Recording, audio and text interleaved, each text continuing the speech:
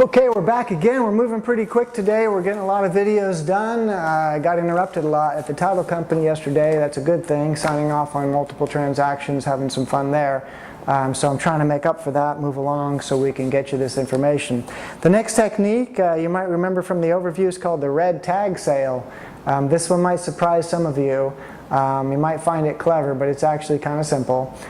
We used to have a guy that drove around the tougher part of neighborhoods and looked for properties that were dilapidated, kind of like the ugly property program, but a little bit worse. He's looking for a red tag.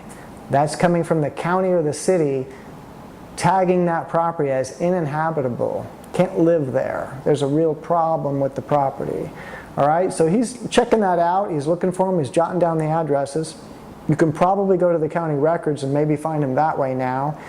You should probably check online and see if there's a way to do it. I kind of doubt if they print them online or have them online for you.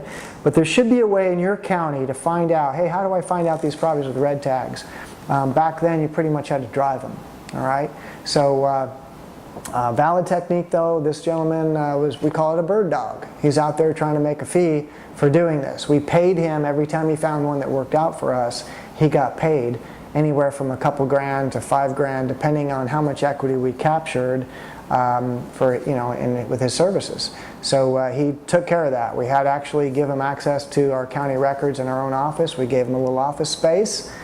So we could go about our other techniques in our buying and selling and buying and holding, but we had this guy out there in the field as often as he wanted. He was motivated by trying to make himself a living. I mean, if he found 2 of those a month, he would do pretty good.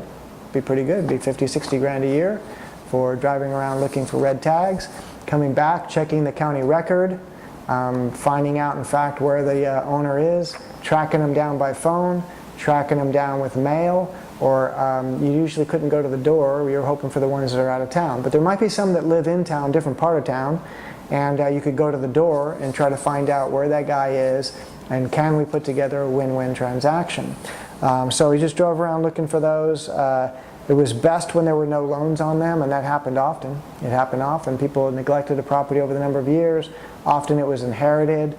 The person who owned it had passed on, and the kids got it. To them, it's like found money. All right. When this person was in the field and they found the red tag, they tried to determine why it was red tagged, making sure it's not a foundation problem or it's really just fallen down, and making sure it's something that looks like we could fix it. On these type of properties, you're probably going to want a contractor's opinion, even if you feel pretty confident. Anytime you have a real heavy fixer, I had one last year that was fire damage. I usually stay away from fire damage. There could be just too many surprises. But this property, I decided that I would make a low offer on it. It was going to be a great job to keep a lot of people busy and working. It was a 4-unit building that had a lot of fire damage inside. And I went around and I could only see through the windows. Some of the windows, some of them were black and you couldn't see through them.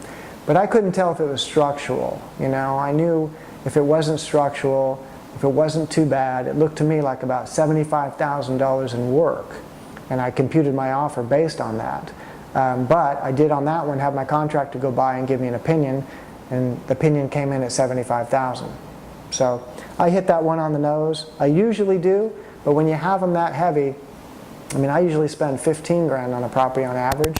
So when you have a heavy one like that, I go ahead and I get a professional opinion, someone who does a lot of work for me and that I can trust. All right? So that's the red tag sale. It's just one more thing you can do out there. Remember, you could combine that with other driving around. You happen to see a dilapidated property that fits your ugly property program. You take a little closer look and it's got a red tag. It's even better. All right, so watch out for those red tags. You're going to find more of those in the transition areas that we talked about before, or the rougher areas if you've decided to work some rougher areas because you feel like you can. We went over the benefits of doing that. If those outweigh the disadvantages of doing it, that might be for you. I don't work those areas anymore. I like to let the new guys earn their dues, right? To pay their dues, I should say. I paid my dues in those neighborhoods a long time ago. I don't go there anymore. But I know there's money to be made. I know that there's people that love to work those neighborhoods. So if I was offered a property, that I wasn't looking for, but dropped in my lap that I could buy low enough, I know that I could sell it. So this is just another valid technique, the red tag sale. Watch for those. We'll see you on the next one. Thank you.